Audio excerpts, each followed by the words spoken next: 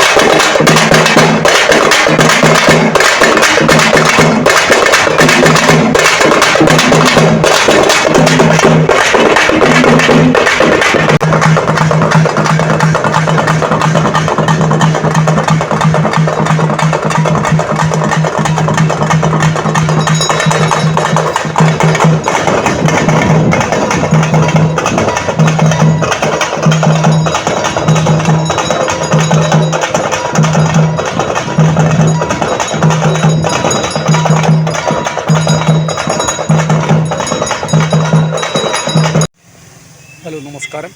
ജോപ്പൻ്റെ യാത്രയുടെ പുതിയ അധ്യായത്തിലേക്ക് ഏവർക്കും സ്വാഗതം.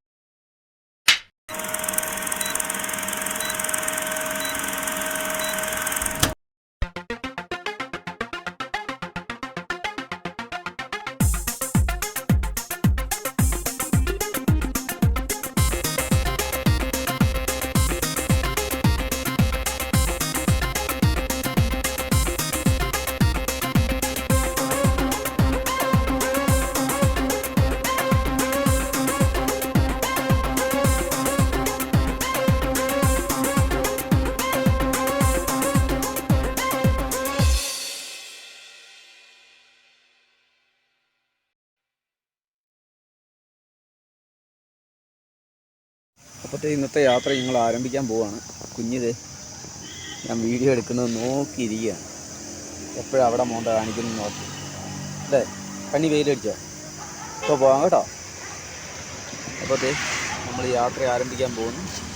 അവിടെ എവിടെയോ നായ കുറയ്ക്കുന്നതിൻ്റെ സൗണ്ട് കേട്ടിട്ട് അവൾ തിരിഞ്ഞ് നോക്കുകയാണ്. അപ്പോൾ കുഞ്ഞ് റെഡിയാണ്. ഞങ്ങളിന്ന് യാത്ര ചെയ്യുന്നത് പളനിയിലൂടെയാണ്. ആ കാണുന്നതാണ് പളനി മലനിരകൾ. പളനിയുടെ മലനിരകളാണ് നമ്മുടെ മുമ്പിൽ കാണുന്നത്. അപ്പോൾ ഈ റൂട്ടിലൊരു 5 കിലോമീറ്ററോടെ പോയി കഴിഞ്ഞാൽ നമുക്ക് പളനിയിലെത്താൻ പറ്റും. ഇന്ന് അവിടെ സ്റ്റേ ചെയ്തിട്ട് ഉച്ച കഴിയുമ്പോഴത്തേനും പളനിയിൽ കുറേ ക്ഷേത്രങ്ങളും കാര്യങ്ങളൊക്കെ ഉണ്ട്. അതെല്ലാം കാണാൻ പറ്റുവാണെങ്കിൽ ഇന്ന് തന്നെ കണ്ടു തീർത്തിട്ട് എവിടെയെങ്കിലും സ്റ്റേ ചെയ്തിട്ട് നാളെ കൊടൈക്കനാൽ ഭാഗത്തേക്ക് പോകാമെന്നാണ് വിചാരിക്കുന്നത്. അപ്പോൾ നമ്മുടെ യാത്ര ആരംഭിക്കുകയാണ്. ഇന്നലത്തെ ഈ പെട്രോൾ പമ്പിലാണ് കിടന്നുറങ്ങിയത്. 8:30 കഴിഞ്ഞ് ഞാൻ വന്നപ്പോൾ, കാരണം അത്രയ്ക്ക് ദൂരം ഉണ്ടായിരുന്നു. ഇന്നലെ ഏകദേശം 86 കിലോമീറ്റർ നമ്മൾ സൈക്കിൾ റൈഡ് ചെയ്താണ് ഇവിടെ എത്തിയത്. നോൺ സ്റ്റോപ്പ് റൈഡിങ് ആയിരുന്നു. ഇടയ്ക്ക് ഹുക്ക് ചെയ്ത് ഭക്ഷണം കഴിച്ചെന്നല്ലാതെ മറ്റ് കാര്യങ്ങൾക്കൊന്നും നിന്നില്ല. വലിയ വീഡിയോസൊന്നും ഇല്ലായിരുന്നു, കാരണം തരിശായ ഭൂമികൾ മാത്രമാണ് നമുക്ക് കാണാൻ പറ്റിയിരുന്നത്. അങ്ങനെ തമിഴ്നാടിൻ്റെ ഒരു ഊട്ടി മുതൽ ഇവിടം വരെയുള്ള നമ്മുടെ പളനി വരെയുള്ള യാത്രയിൽ നമുക്ക് വ്യത്യസ്തമായ കാഴ്ചകൾ കൂടുതലൊന്നും കിട്ടിയിട്ടില്ല. അപ്പോൾ അതേ കുഞ്ഞി പതിയെ ഉറക്കത്തിലോട്ടൊക്കെ ചാടാനുള്ള പരിപാടിയാണ്. അതാണ് അവരുടെ സ്ഥിരം പരിപാടി. അപ്പോൾ നമ്മൾ യാത്ര തുടരുകയാണ്.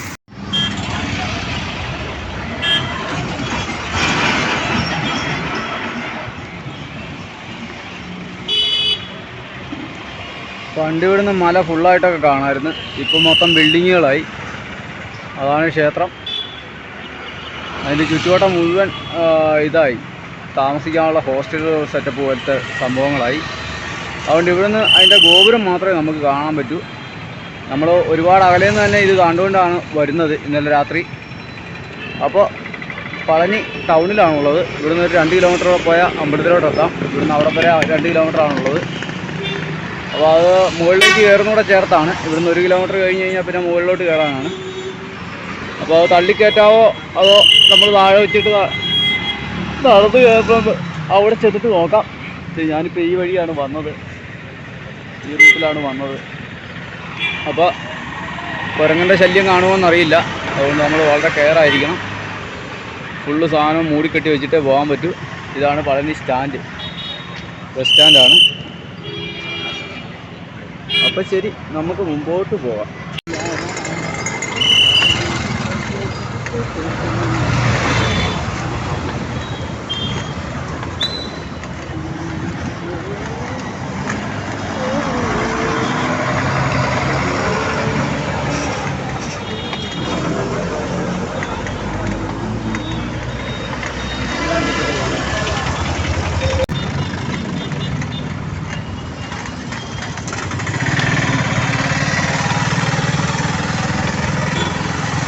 പളനിയിലെ മെയിൻ സാധനം വരുന്നുണ്ട് കുതിരവണ്ടി.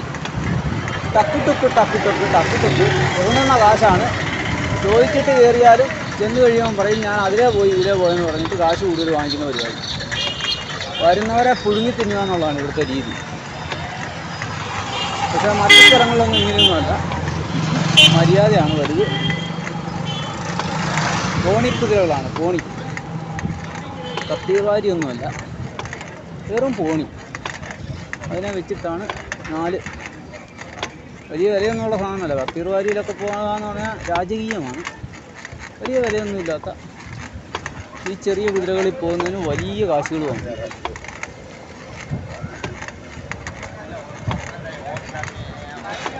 അപ്പത്തേ നമ്മളങ്ങനെ പളനി മുരുകൻ്റെ മലയുടെ അടുത്തേക്ക് എത്തിയിട്ടുണ്ട്. മുമ്പിൽ കാണുന്ന മലയുടെ മുകളിലാണ് മുരുകൻ. അപ്പോൾ നമ്മൾ അതിൻ്റെ അടുത്തേക്ക് വന്നുകൊണ്ടിരിക്കുകയാണ്. ആ നടകളൊക്കെ ഇങ്ങനെ കയറി പോകണം. ചെറിയ ചെറിയ മണ്ഡപങ്ങൾ കണ്ടല്ലോ, ചെറിയ ചെറിയ വര പോലെയുള്ള സംഭവങ്ങളൊക്കെ കണ്ടില്ലേ. പക്ഷേ മുകളിൽ ചെല്ലുമ്പോഴാണ് സംഭവം മൊത്തത്തിൽ ബിൽഡിംഗ് ആക്കി കളഞ്ഞു. അതൊക്കെ വളരെ മനോഹരമായിരുന്നു. ഇത് നമ്മുടെ വെസ്റ്റേൺ ഗാട്ട്സിൻ്റെ മറ്റൊരു ഭാഗമാണ് ഈ കാണുന്നത്. ഇങ്ങനെ തമിഴ്നാട്ടിൽ നിന്നും തുടങ്ങി ഗുജറാത്തിൽ അവസാനിക്കുന്ന വെസ്റ്റേൺ ഗാട്ട്സ് മലനിരകൾ, ആ മലനിരകളാണിത്.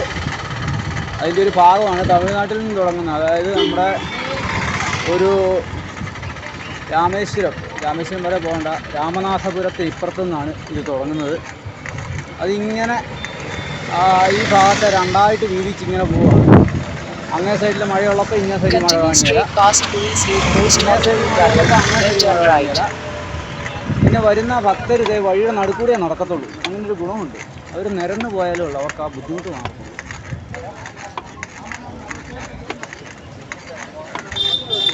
വഴി നിറച്ച് ആൾ നടക്കത്തുള്ളൂ. ഒരുമാതിരി ആടിനെ അഴിച്ചു വിട്ടോ പോലെ. ആടിനെ അഴിച്ചു വിട്ടാൽ പോലും അവർ നിരനിരയായിട്ടേ പോകത്തുള്ളൂ. ഇതങ്ങനെയല്ല. ഇപ്പോൾ ഇടത്തെ സൈഡിൽ നിന്ന് പുള്ളിയാണ് വഴിയുടെ നടുക്കോട്ട് കയറി. ഒരു മൈൻഡും ഇല്ലെന്നുള്ളതാണ്. നാട്ടിൽ മലയ്ക്ക് വന്നാലും ഇത് തന്നെ അവസ്ഥ. വഴി നിറഞ്ഞങ്ങ് നടന്നു പോകും. ഇത് മര്യാദയ്ക്ക് ആ സൈഡിൽ കൂടെ പോകുന്നതുകൊണ്ട് ഒരു ബുദ്ധിമുട്ടും ഇല്ല. നമ്മളിവിടെ ഉത്സവത്തിനൊന്നും വന്നാലല്ലോ.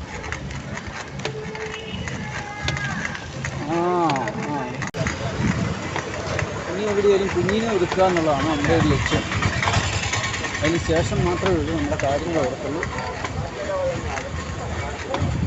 മൊത്തം വെയിലാണല്ലോ, ഒരു മരം പോലും ഇല്ല കുഞ്ഞിനെ ഒന്ന് വെക്കാൻ. കുഞ്ഞിനെ വെക്കാനൊരു മരത്താനില്ലല്ലോ.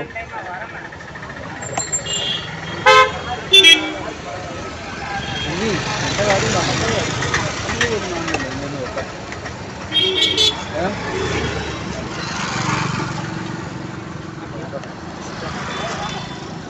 കുഞ്ഞിനെയൊക്കെ വെച്ചതിന് ശേഷം പതിയെ നടക്കുകയാണ്.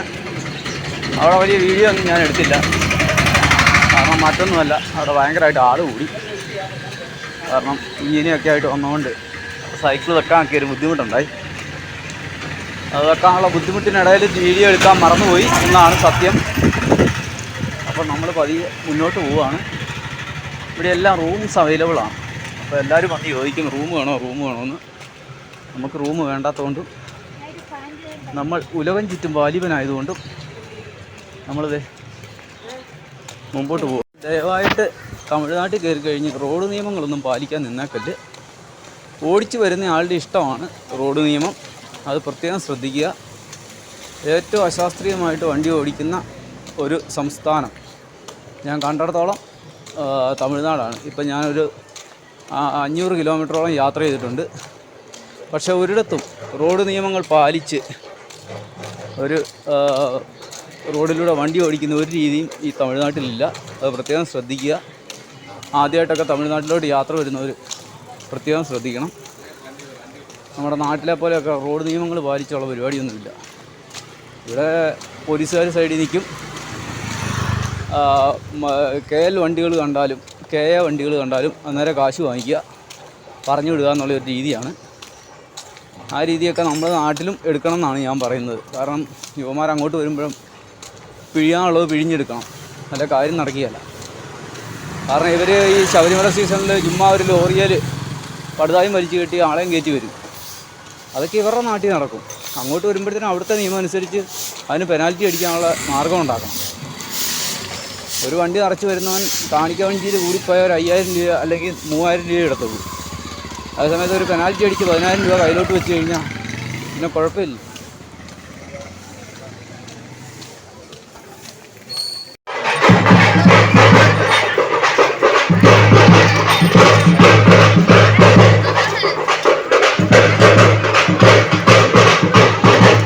മല കയറാൻ പോകുന്ന ആളുകളുടെ കാവടി എടുത്ത് അതുപോലെ തന്നെ കുടമൊക്കെ എടുത്ത് പോകുന്നതാണ്.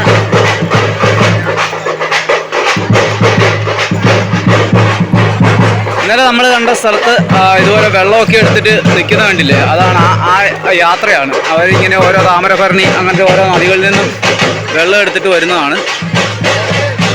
അങ്ങനെ പല ക്ഷേത്രങ്ങൾ കറങ്ങിയാണ് ഈ ഘോഷയാത്ര വരുന്നത്. അതാണ് ഈ പഴനിമലയിലെ ഏറ്റവും വലിയ ഇതും. ഓരോ നാട്ടുകാർ, ഓരോ ഊരിലുള്ള ആളുകൾ ഈ പരിപാടി ഇങ്ങനെ നടത്തിക്കൊണ്ടിരിക്കും.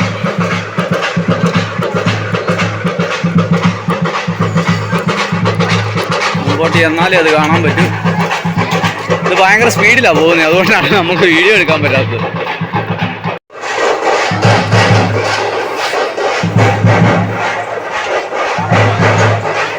അമ്പലത്തിന് മുകളിലേക്കുള്ള യാത്രയിലാണ്.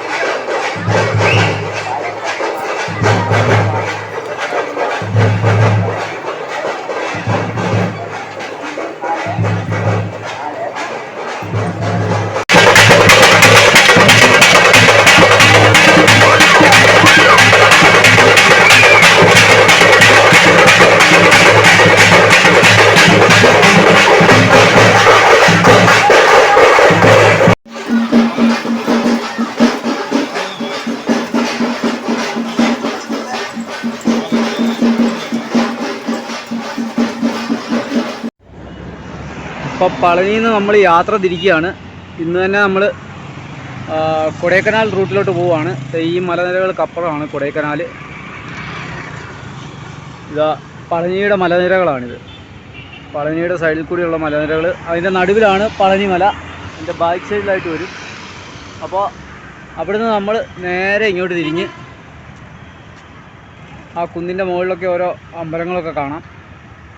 അപ്പോൾ നമ്മൾ നേരെ കൊടൈക്കനാൽ റൂട്ടിലോട്ട് സൈക്കിൾ ചവിട്ടുകയാണ്. അങ്ങനെ കേരള ടു കാശ്മീർ യാത്രയുടെ 3ാമത്തെ സംസ്ഥാനത്തിനുള്ളിലൂടെയുള്ള മലനിരകളുടെ ഇടയിലൂടെയുള്ള യാത്ര വളരെ മനോഹരമായ യാത്രയാണ്. ഇന്ന് രാവിലെ നമ്മൾ നേരത്തെ ഇറങ്ങിയതാണ്, അതുകൊണ്ട് തന്നെ നമുക്ക് കുറേ ദൂരം കവർ ചെയ്യാൻ പറ്റി. അപ്പോൾ ഇനിയിപ്പം നമ്മൾ നേരെ കൊടൈക്കനാൽ. മഞ്ഞ് മൂടിയ മലനിരകളാണ് കേട്ടോ. കോടമഞ്ഞുണ്ട്, പിന്നെ പൊടിപടലവും ഉണ്ട്. അപ്പോൾ ശരി, യാത്ര തിരിക്കുകയാണ്. മനോഹരമായൊരു കാഴ്ച നിങ്ങളെ കാണിച്ചു തരാം. അതിമനോഹരമായൊരു കാഴ്ച. ഇതുണ്ടോ, നിറയെ കുതിരകൾ മേഞ്ഞ് നടക്കുന്നു. 10-15 കുതിരയുണ്ട്. അങ്ങറ്റത്തെല്ലാം ഉണ്ട്. തേണ്ട് നിൽക്കുന്ന ഒരുത്തൻ. കൊടൈക്കനാലിലേക്ക് നമ്മൾ പോകുന്ന വഴിക്കുള്ള ഒരു കാഴ്ചയാണ്. ഇവിടെയെല്ലാം കുതിരകൾ ഇങ്ങനെ പുല്ല് നിന്ന് മേഞ്ഞ് നടക്കുന്ന ഒരു രംഗമാണ് കാണുന്നത്.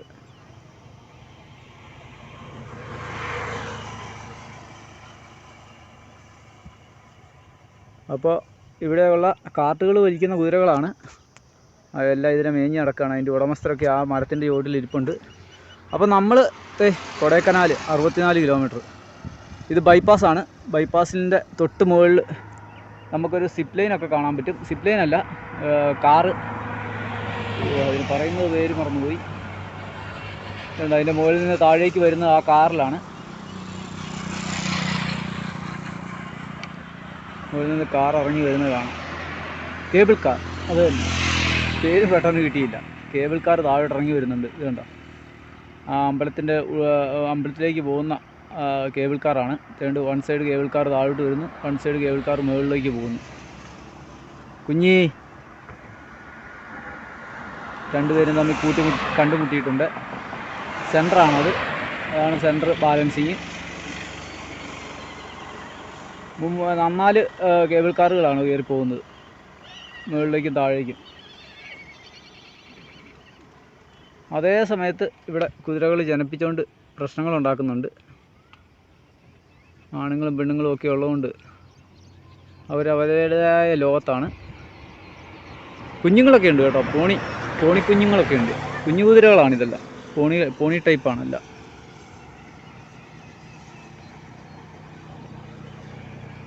അപ്പം മലനിരകളുടെ കാഴ്ചകളിലൂടെ നമ്മൾ യാത്ര ചെയ്യുകയാണ് വളരെ മനോഹരമായ കൊടൈക്കനാലിലേക്ക്, ഗുണ കേവുള്ള കൊടൈക്കനാലിലേക്ക്.